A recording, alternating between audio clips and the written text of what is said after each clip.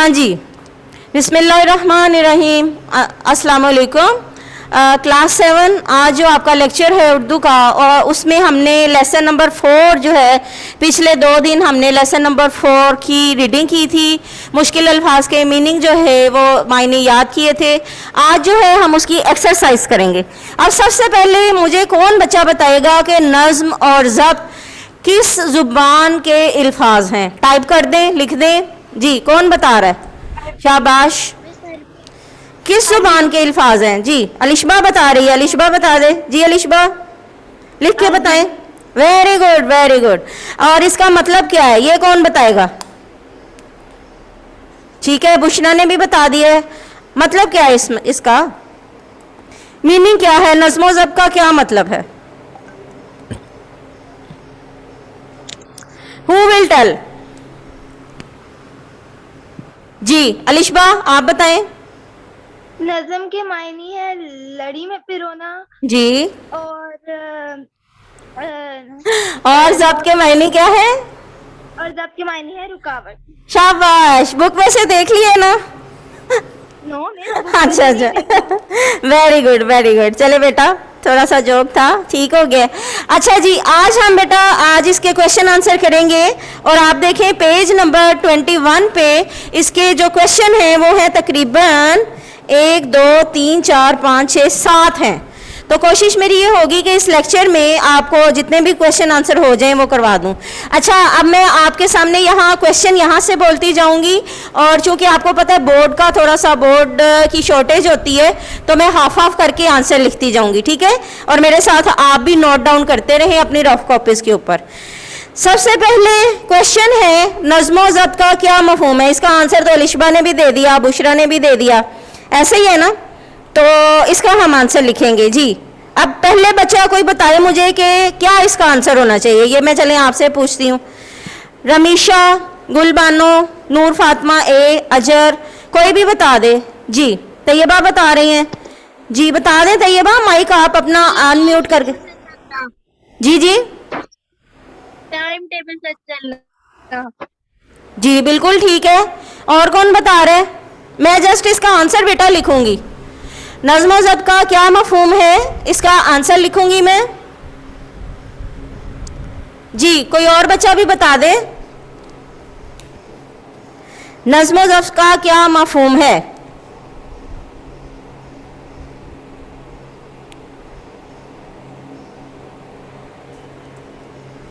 चलें जी, इसका आंसर हम लिखते हैं। आप भी मेरे साथ साथ नोट डाउन करते जाइए, क्योंकि साथ साथ मैं रेस करती रहूंगी और आपने इसको नोट डाउन करना है। और परेशान मत हो आपके, मैं आपको इंशाल्लाह पिक भी इसकी सेंड कर दूंगी आपके नोट्स में से। अभी मेरे पास है नहीं, लेकिन बाद में मैं इसको सेंड कर दूंगी। जी, नज़्मो ज़ब्त 2 अरबी के अल्फाज का मजमुआ है जिसके मायने, नज़्म के मायने हैं लड़ी में पिरोना। नज़्म के मायने हैं लड़ी में पिरोना, तरतीब देना।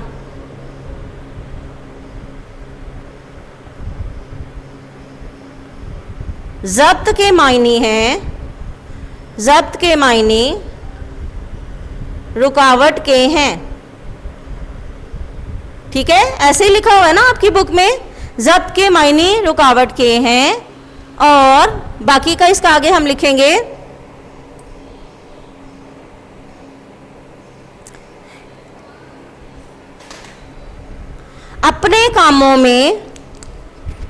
अपने कामों में किसी कानून और कायदे की पाबंदी करने का नाम, अपने कामों में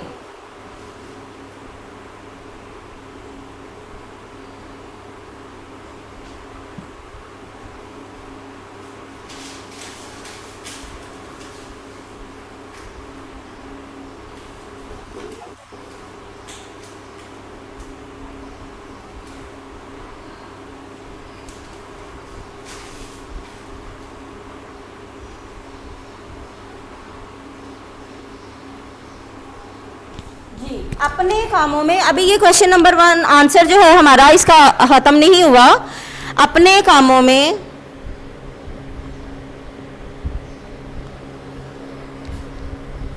किसी कायदे और कानून की पाबंदी करने का नाम नज़्म ज़ब्त है।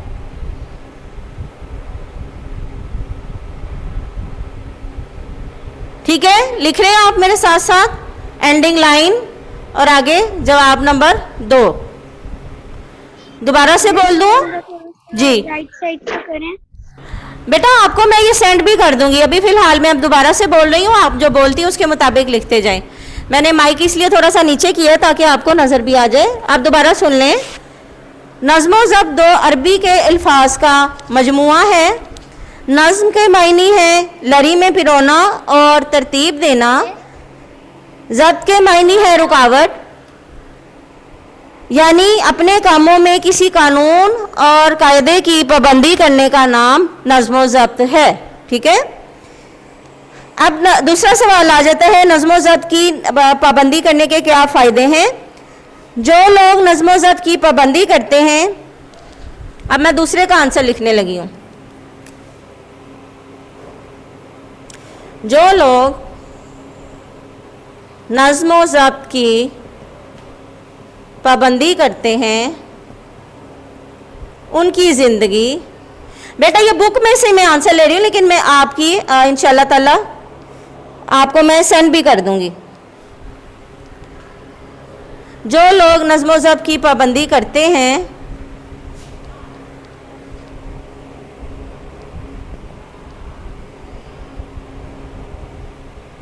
उनकी ज़िंदगी असूलों ज़वाबित के मुताबिक गुजरती है।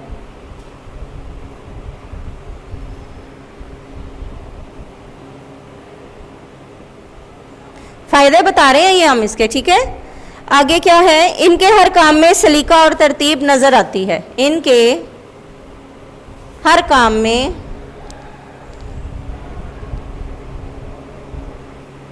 सलीका और तरतीब नज़र आती है। Ending line. ये आपका हो गया दूसरे वाले का आंसर। अब मैं दूसरे का आंसर दोबारा से बोल रही हूँ।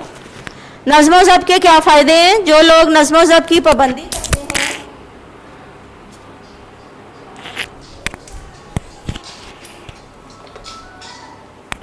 जो लोग नज़्म ज़ब्त की पाबंदी करते हैं इनकी ज़िंदगी असूल और ज़वाबित के मुताबिक गुजरती है। इनके हर काम में सलीका और तरतीब नज़र आती है। ठीक है, इनके हर काम में सलीका और तरतीब नज़र आती है। अब अगला हम जो है क्वेश्चन उसको करेंगे। पहले वाला मैं रेस करने लगी हूँ जी। तीसरा सवाल है हमारा, किताब बनाने का क्या फ़ायदा होता है।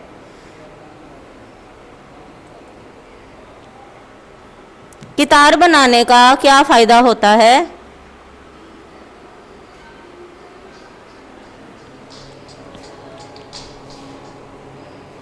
किताब बनाने का क्या फ़ायदा होता है, ये इसका मैं आंसर अब लिखूंगी आपके सामने।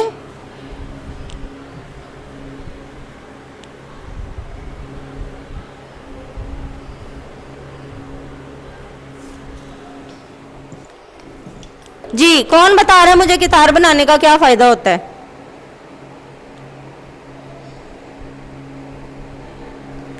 अच्छा, इससे पहले क्वेश्चन है कि नज़्म ज़ब्त का ख्याल ना रखने से क्या नुकसान होता है। क्वेश्चन नंबर 3 ये है। क्वेश्चन नंबर 3, नज़्म ज़ब्त का ख्याल ना रखने से क्या नुकसान होता है। जी, कौन बताएगा, जल्दी से मुझे टाइप करके बता दें। टीचर, नज़्म ज़ब्त वो टाइम टेबल नहीं होता है ना, मतलब कोई सेटिंग नहीं होती और फिर सारा दिन पता नहीं कैसे गुजरता है। में कोई सलीका भी नहीं होता और कोई टाइम पे भी कोई काम नहीं। जी, उनकी जिंदगी जो है वो बेसलीका और बेतरतीब गुजरती है। इसको हम ऑपोजिट कर लें ना, कल मैंने आपको बताया था जो फायदे हैं उसको हम ऑपोजिट कर लें।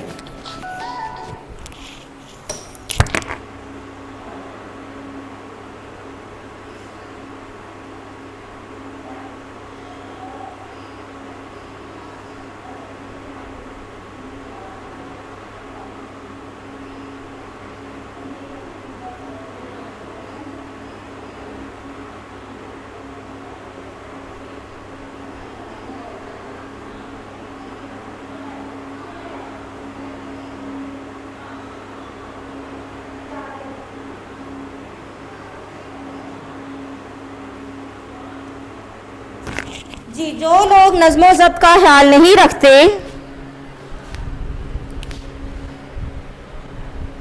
जो लोग नज़्म ज़ब्त का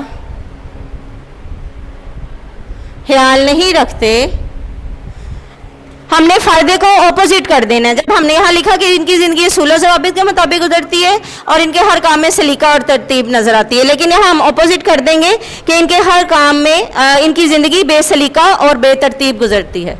जो लोग नज़्म ज़ब्त का ख्याल नहीं रखते, इनकी ज़िंदगी बेसलीका और बेतरतीब गुजरती है। ठीक है,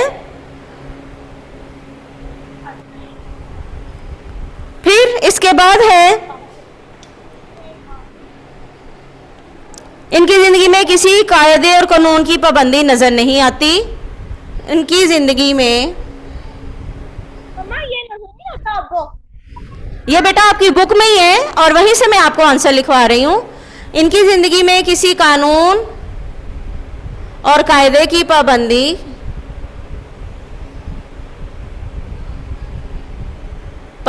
नजर नहीं आती।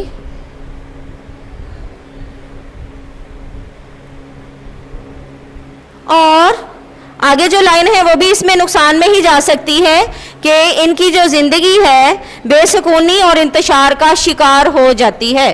उनकी जिंदगी बेसुकूनी और इंतशार का शिकार हो जाती है। दोबारा से मैं ये एंडिंग लाइन दोबारा से बेटा क्वेश्चन नंबर 3 का आंसर आपको बता रही हूँ कि जो लोग नज़्म ज़ब्त का ख्याल नहीं रखते उनकी ज़िंदगी बेसलीका और बेतरतीब गुजरती है। उनकी ज़िंदगी में किसी कानून और कायदे की पाबंदी नज़र नहीं आती और उनकी ज़िंदगी बेसुकूनी और इंतशार का शिकार हो जाती। ठीक है, इसको हमने अपोजिट कर दिया तो वो उसके नुकसानात हो गए। आगे है सवाल नंबर 4। क्या है कि कितार बनाने का क्या फ़ायदा होता है? कितार बनाने से लोग धक्कम पेल से बच जाते हैं, बहसो तकरार नहीं होती। या मैं ये वाला क्वेश्चन रेज करूंगी। ठीक है, क्वेश्चन नंबर 4।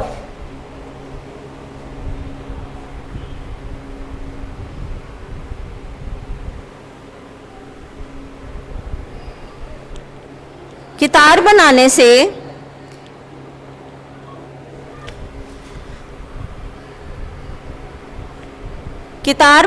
से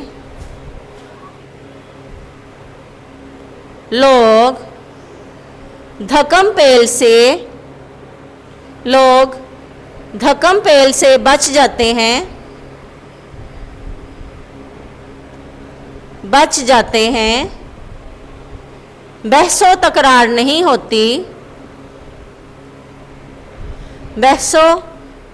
नहीं होती और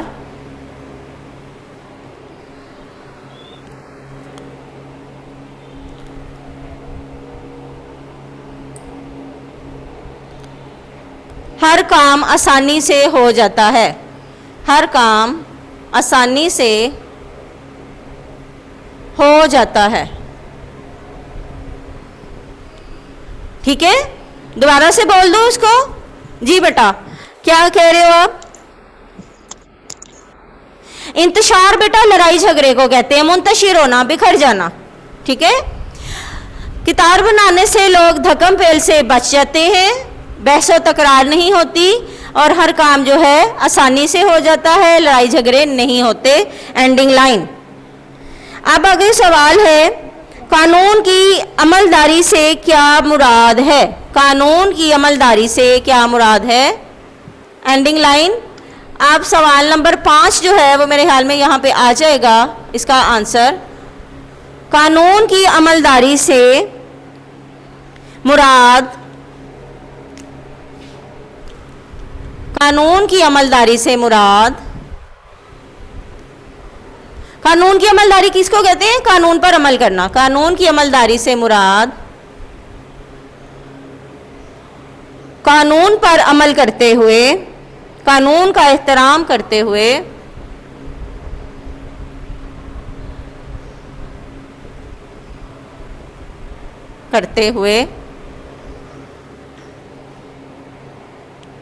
नज़्म ज़ब्त की पाबंदी करना है। कानून का एहतराम करते हुए नज़्म ज़ब्त की पाबंदी करना है।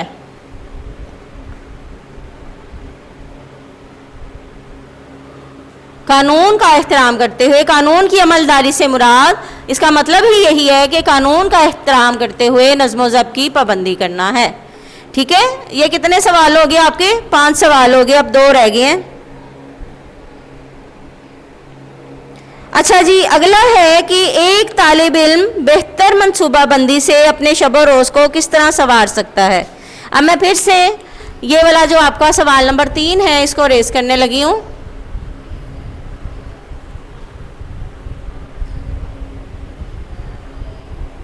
ठीक है, अब हमने करना है छठे वाला सवाल। एक तालिब इल्म, एक तालिब इल्म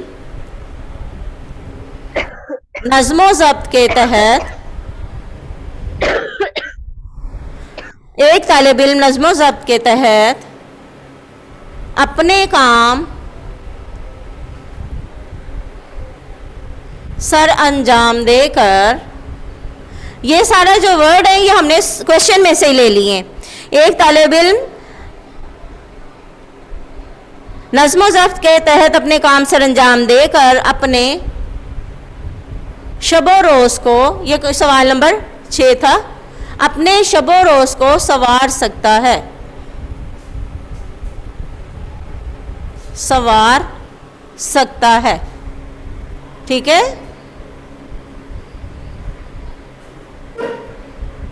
ये हो गया एंडिंग लाइन।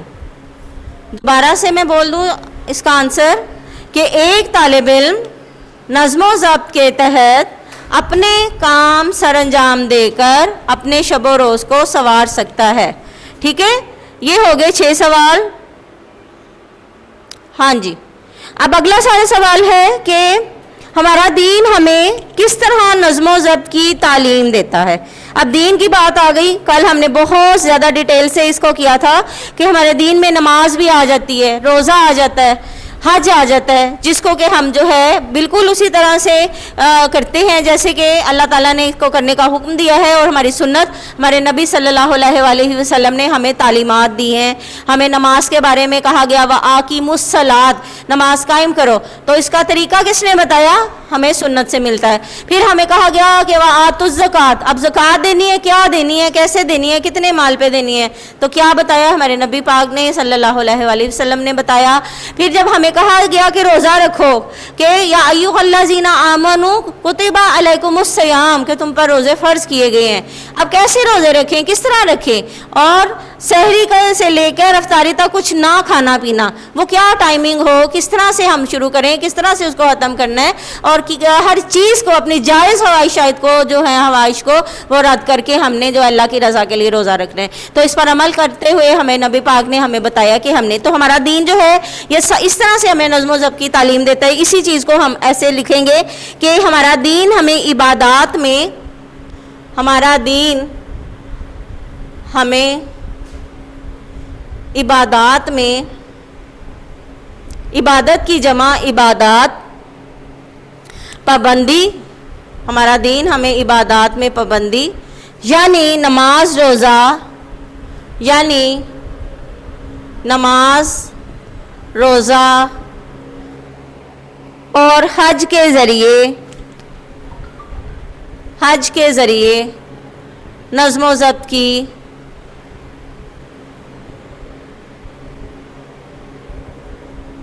तालीम देता है। ठीक है,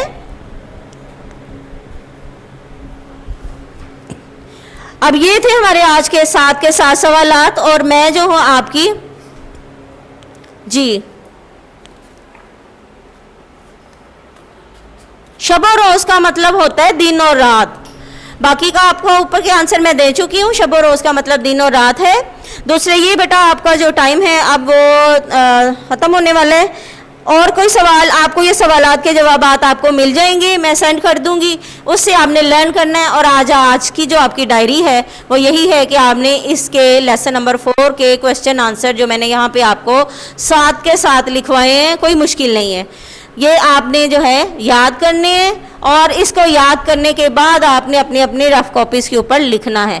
अब मैं मीटिंग को करने लगी हूँ एंड। ठीक है टीचर, ये लास्ट लेक्चर है बेटा, आपका लेक्चर ये लास्ट इस वक्त खत्म हो जाते हैं।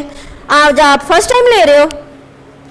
नहीं टीचर, लेकिन अभी एक रहता है करने का था। हाँ नहीं, ये मजमुआ का मतलब मैं आपको बता चुकी हूँ, आपने दोबारा से मुझे क्वेश्चन किया है।